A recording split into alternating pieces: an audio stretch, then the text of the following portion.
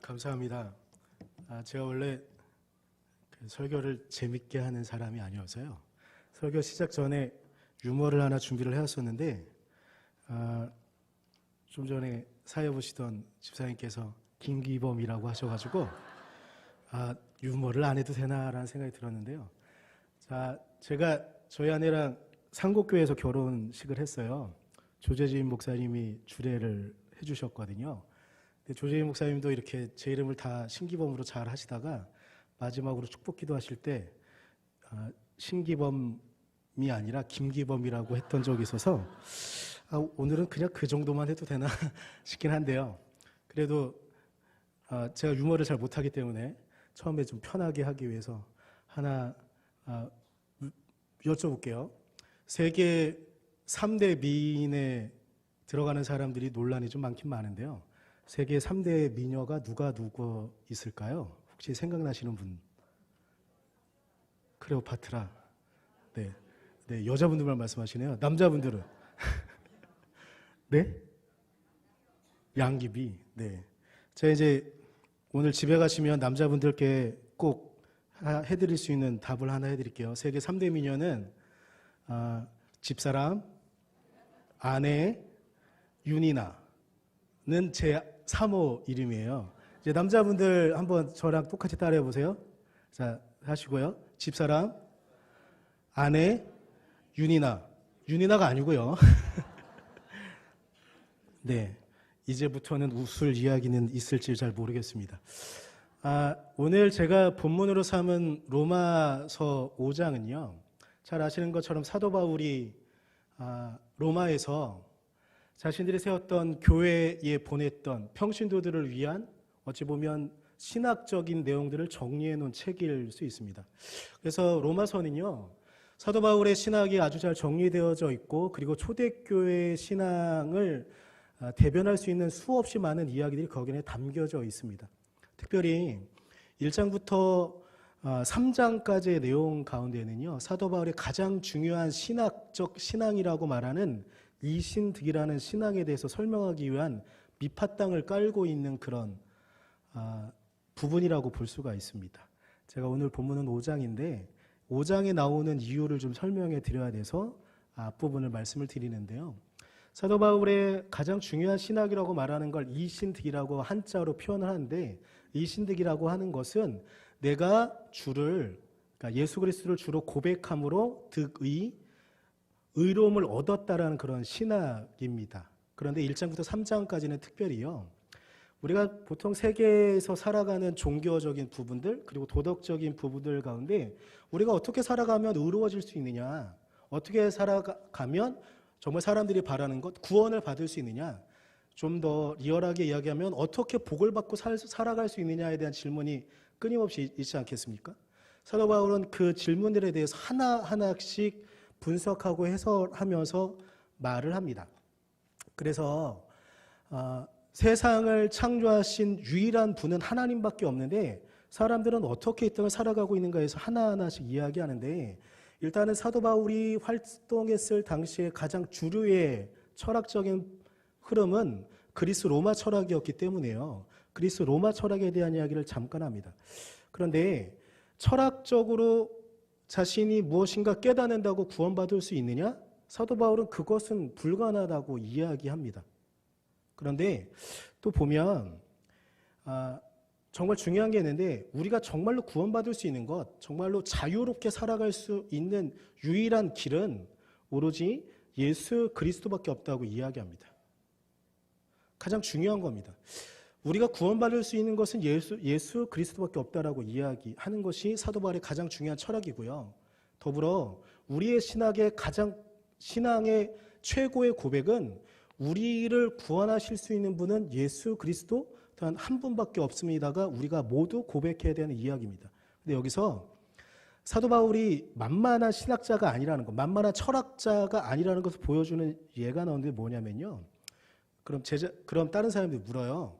그럼 예수 그리스도가 오기 전에 살았던 사람들은 어떻게 되느냐? 그 부분에 대해서 사도 바울은요. 이렇게 말해요. 하나님께서 이 땅을 창조하시면서 예수 그리스도 이전에는 율법이 오기 이전에는 율법 외에 다른 것들로 사람들의 양심이나 마음에서 우러나오는 이야기나 이것으로 하나님을 쫓게 했다. 그런데 어떤 사람들은 그 마음에서 우러나오는 이야기에 응답하면서 하나님께 온전하게 하나님의 백성으로 살아가는 삶을 살았고, 그렇지 않은 사람들은 자신의 양심에 거스르면서 하나님의 백성으로서 하나님께서 이 땅을 창조하신 것에 반대된 역사로 살아왔다. 그러니까 사도 바울은 이렇게 이야기하면서 율법 안에, 그리고 그리스도의 그 복음 안에 어느 누구도 소외될 수 없고 모든 사람들이 예수 그리스도를 믿음으로 하나님의 백성으로 구원받는 삶을 살아가야 한다고 단호하게 이야기하고 있는 것이죠.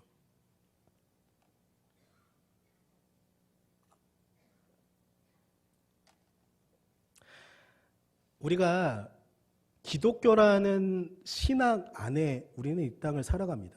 근데 우리는 기독교를 너무 편협한 신앙으로 볼 때가 많이 있는데 기독교는 그렇지 않습니다. 사도 바울이 기독교의 신학적인 관념들을 하나하나씩 정리할 때에 교회 안에서만 회자되어질 수 있는 이야기를 하고 있는 것이 아니고요. 교회 밖에서도 충분히 사람들과 이야기할 수 있는 것들에 대해서 분명히 말해주고 있는 부분이 1장부터 3장까지의 내용을 보면 충분히 우리가 볼 수 있는 것이기도 합니다. 그런데 사도 바울이 이런 이야기를 하면서요.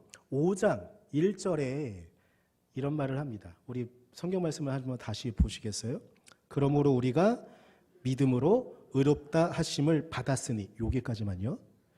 우리가 믿음으로 의롭다 하심을 받았으니, 이 말이 조금 어려워서 그렇긴 한데요. 이 말의 뜻은 원래 이겁니다. 그러니까 우리 기독교 안에서도 상당수의 사람들이 오해하고 있는 부분들이 있는데 뭐냐면, 우리가 예수 그리스도를 믿으면 우리가 완전히 의로워졌다고 생각하는 이들이 있어요. 한번 여기서 제가 한번 여러분 앞에 대답은 듣지 않고 여러분에게 한번 질문을 해볼게요. 우리가 예수 그리스도를 주로 고백하면 우리는 의로워질까요? 어떠실 것 같으세요? 우리의 바람은 의로워지기를 바라죠. 그런데 성경이 말하고 있는 이야기는, 특별히 사도 바울이 오늘 5장 1절에서 말하고 있는 이야기는요, 의롭다 부름을 받는다는 거예요. 이 말은 뭐냐면 우리가 의로워졌다는 뜻이 아니에요. 우리는 여전히 불의하다는 거예요. 우리는 여전히 우리 안에 수없이 많은 죄를 갖고 있다는 거죠. 그런데 우리가 그렇게 죄된 본성을 바꿀 수 없음에도 불구하고 하나님께서 우리를 사랑하셔서 예수 그리스도를 보내주신 그 은혜 안에 예수 그리스도의 십자가를 우리가 받아들임으로 하나님께서 우리를 의롭다라고 불러주신다는 거예요. 저도 처음에 되게 많은 고민들을 했습니다. 제가 처음으로 하나님을 주로 고백한 게 중3 때였거든요. 그때 하나님을 내가 아버지로 고백한다는 그 감격은 저는 이루 말할 수 없었어요. 수련회 때 그 경험을 했거든요. 근데 제가 교회 형들을 잘 만나서 이 교회 형들이 수련회 갔다 오고 난 다음에 교회 형들이 고등학생이었는데 저희 교회에 모여서 기도회를 하는 거예요. 저도 갔거든요. 열심히 기도했습니다. 근데 기도회를 하다 보면 처음에 회개기도부터 하잖아요. 근데 매일매일 회개기도를 하는데 정말 미치겠는 건 뭐냐면 그 전날 열심히 회개기도 했거든요. 그리고 학교에서 목이 터져라 기도하고 나서도 하여튼간 학교에서도 정말 의롭게 살려고 열심히 노력을 했죠. 그런데 문제가 뭐냐면 학교 생활에서, 그리고 생각으로 예수님은 또 뭐라고 하셨냐면 주변에 지나가는 여자를 보고 음행하는 마음을 품은 것만으로 음행한 거라고 하셨어요. 사람을 미워하는 것만으로 너는 저 사람을 죽인 거라고 말씀하셨어요. 그러면 저는 정말로 의로워질 수 없는 거죠. 그래서 매일매일 회개기도를 하면서도 나는 왜 매일매일 회개기도를 하고 열심히 하나님 말씀대로 살아가려고 한다고 하는데 다음날 형들이랑 기도할 때가 되면 왜 이렇게 회개할 게 많은가에 대한 질문이 끊임없이 저한테 있었거든요. 근데 이건 제가 성경을 제대로 이해하지 못하고 있었던 거더라고요. 뭐냐면 우리는 예수 그리스도의 십자가를 우리의 마음에 받아들이고 예수님께서 이 땅에 살아가셨던 그 삶으로 열심히 살아가려고 노력한다고 할지라도 우리의 의로움은 드러날 수가 없다는 겁니다. 우리는 의로워질 수 없다는 겁니다. 우리는, 죄송하지만 여러분, 우리는요 영원히 하나님 앞에 죄인으로 있을 수밖에 없다는 겁니다. 근데 죄인으로 있는 우리가 어떻게 구원받을 수 있느냐? 하나님께서 예수 그리스도의 그 은혜로 인해서 우리를 의롭다고 불러주시기 때문이라는 겁니다. 우리는 의롭지 못한데, 우리는 정의롭지 못한데, 우리는 예배드리고 가다가 집에 가시다가 아마 무단횡단 또 하실 거고요. 신호를 어기기도 하실 겁니다. 법을 그렇게 어기기도 하겠죠. 마음 가운데 부모를 향한 원망을 갖기도 할 거고, 이렇게 제 말씀을 들은 후에도 그렇게 할 겁니다.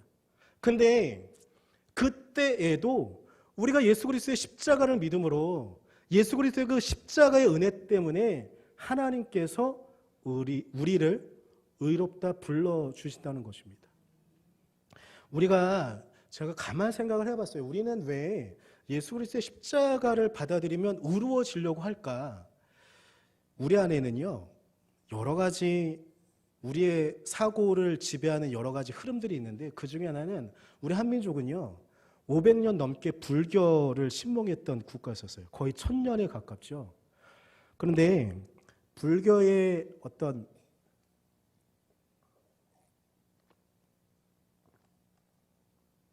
깨달음의 과정이 있는데요. 그건 뭐냐면 고진멸도라고 말하는 이 네 가지의 흐름의 사람의 인생을 하나로 정리합니다. 근데 처음에 나오는 고통이라는 건 뭐냐면요. 불교에서 이렇게 말해요. 사람이 왜 고통스러운가, 고통 가운데 있는가, 고난 가운데 있는가? 그것은 첫 번째가 고예요. 왜 고통 가운데 있는가? 그래서 두 번째, 집착하기 때문이다라고 말해요. 무언가에 집착, 사람에 집착하거나 아니면 돈에 집착하거나 아니면 인간관계에 집착하거나 사랑에 집착하거나 이런 집착에 우리가 놓여있기 때문에 고통 가운데 있다고 말해요. 그러면 이 집착을 어떻게 해야 되느냐? 이걸 세 번째 말하는 게 멸이라는 거거든요. 이 집착을 없애도록 우리는 수련해야 된다는 거예요. 그리고요, 마지막으로 도라는 건 깨달음인 거거든요. 이 깨달음에 머물게 되면 득 또한 붓다가 될 수 있다라고 말하는 게 불교의 개념이에요. 근데 제가 이 얘기 왜 말씀을 굳이 드리냐면요. 우리 기독교 안에 불교적인 사고방식이 들어오기 때문이에요. 우리 주변에 있는 대부분의 사람들은요. 왜 고통 가운데 있는가 생각할 때 불교적인 사고방식으로 생각해요. 고난이라는 건 우리가 거기에 집착하기 때문이라고 이야기하면서 그걸 없애면 도에 도착할 때는요. 제가 처음에 중3 때 가졌던 마음처럼 나는 의로워진 것 같은데 이게 불교에서 말하는 깨달음이라고 말하는 이 도의 순간에 머물면 모든 고난은 다가오지 않거든요. 근데 저도 그래야 된다고 했던 것 같습니다. 여러분에게 물어보고 싶습니다.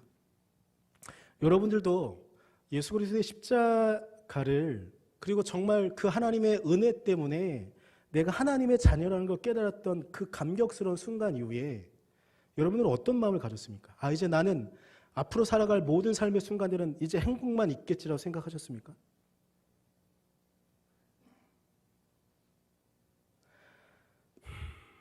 그런 사고방식에 빠져서요. 여러분 혹시 구원파라는 집단을 들어보셨나요? 우리 개신교는 공식적으로 구원파는 이단으로 몰아내고 있습니다. 근데 구원파는요. 전형적으로 우리의 욕망을 딱 보여주는 겁니다. 구원파는 신학적으로 이렇게 말해요. 구원받았으면요. 이제 그들은 자유로워요. 아무것도 그들을 막을 수 없습니다. 그래서 이미 구원받았으니까 자신들의 행하는 주변에 있는 것들 우리가 물론 신학적으로는 그들은 우리가 행하는 거 선해야 된다고 말하고 있는데 몇몇 사람들은 이미 구원받았으니까 내가 어떻게 살아가도 무슨 상관인가 라고 말하게 되는 게 구원파의 전형적인 신학적 흐름이거든요.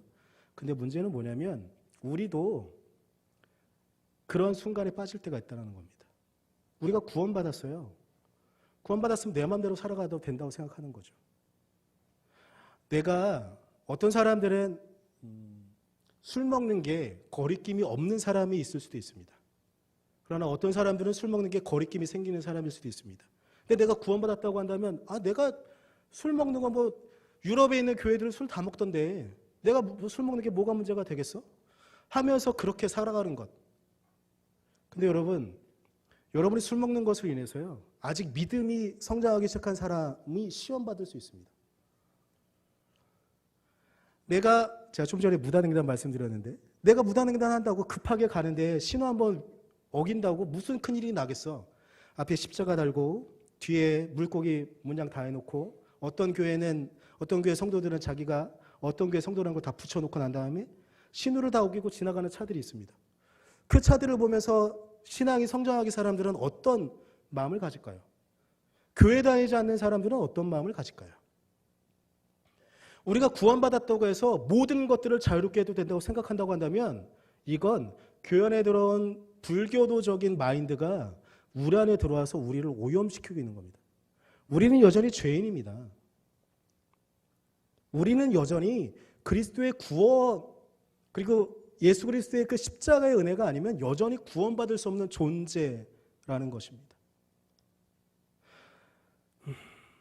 초대교회 교부 가운데요, 이렇게 기도하던 이가 있었어요. 하나님, 우리가 당신의 말씀 앞에서 성실하게 최선을 다해서 살아가겠습니다.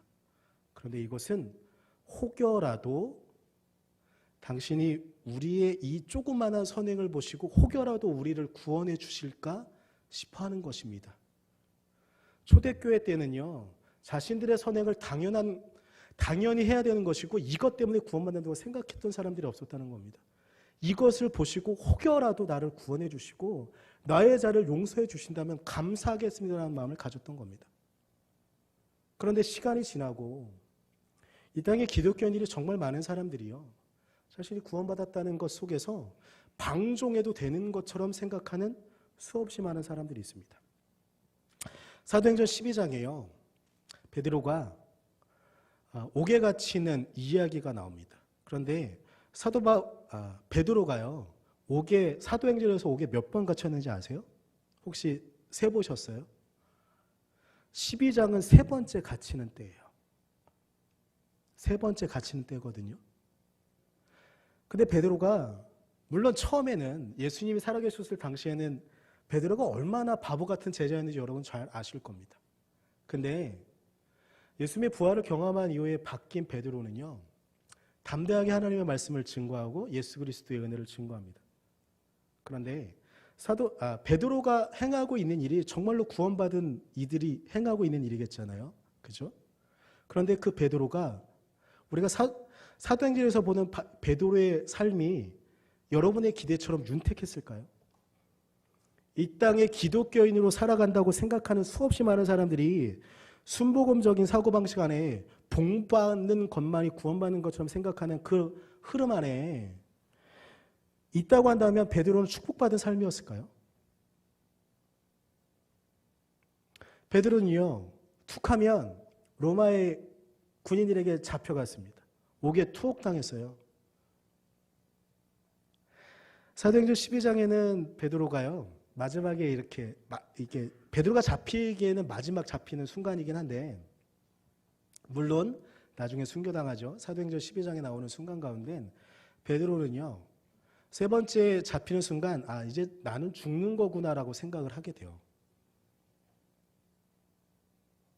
복음을 증거하는 거예요. 그리고 복음대로 살아가려고 하는 거예요. 그리고 베드로도 사도 바울이 정리한 것처럼 자신이 이렇게 한다고 구원받을까? 내가 온전한 의인일까? 이것이 문제가 아니라 나는 죄인이지만, 나는 예수 그리스도를 3번이나 부인했던 죄인이지만 내가 예수님의 말씀대로 살아가야 되니까 복음을 증거한 거예요. 계속 잡힙니다. 그리고 마지막에 12장에 세 번째 잡힐 때 자신은 죽을 것이라는 것을 생각해요. 나는 이제 죽겠구나. 그리고 실제로 베드로는 어떻게 되냐면요, 하나님께서 옥문을 깨세요. 하나님께서 직접. 그래서 베드로가 풀려 나옵니다. 근데 제가 이 말씀을 굳이 왜 드리냐면요, 초대교회 때에는 고난은 변수가 아니고 상수였었습니다. 누군가 혹여라도 당하는 일이 아니고요, 믿는 사람은 다 당하는 것이 고난이었습니다. 다시 오늘 본문으로 돌아오려고 하는데요, 로마서 5장 1절에 사도 바울은 구원받는 사람, 구원이라는 것이 무엇인지 정의를 하는 거예요. 이제 우리는 의로운 사람이 되는 것이 아니라 우리의 본성은 여전히 죄인이고 우리의 본성은 어떻게든지 구원받을 수 없는 존재인데 하나님께서 예수 그리스도 때문에 우리를 의롭다라고 불러주신다고 이야기합니다. 그런데 여러분, 그에 이어서 우리에게 너무나 익숙한 말을 사도 바울은 합니다. 3절부터 한번 보겠습니다. 같이 읽겠습니다. 3절만 보겠습니다. 다만 이뿐 아니라 우리가 환난 중에도 즐거워하나니 이는 환난은 인내를. 네, 3절만요. 사도 바울은 구원받은 이후에도요, 그리스도인들은 당연하게 환난이 있는 것이 당연하다고 이야기하는 겁니다. 여러분 주변에 있는 삶의 많은 순간들 가운데 닥치는 수없이 많은 고난과 환난의 이야기들 억울하십니까? 왜 나만 이런 고난 가운데, 이 환난 가운데 있어야 된다고 생각하십니까? 사도 바울이 이 말을 쓸 때에 기독교인들은 환난 당하는 것이 당연한 것으로 생각했습니다. 그것은 주변에 널려있는 이야기였고요, 자신도 아무 때나 당할 수 있는 것이 그 환난이었습니다. 그런데 그 환난을 당할 때에 기독교인들이 가져야 되는 마음, 아니 우리가 가져야 되는 마음이 무엇인지 말합니다. 그것은 바로 인내입니다. 4절 말씀 보시겠습니다. 4절 시작. 인내는 연단은 소망을 이루는 줄 알미로다. 아멘. 여러분, 우리가 인내함으로요, 우리가 얻게 되는 것이 있습니다. 연단이라는 것, 세번역에선 연단을요, 단련된 인격이라고 번역하고 있어요.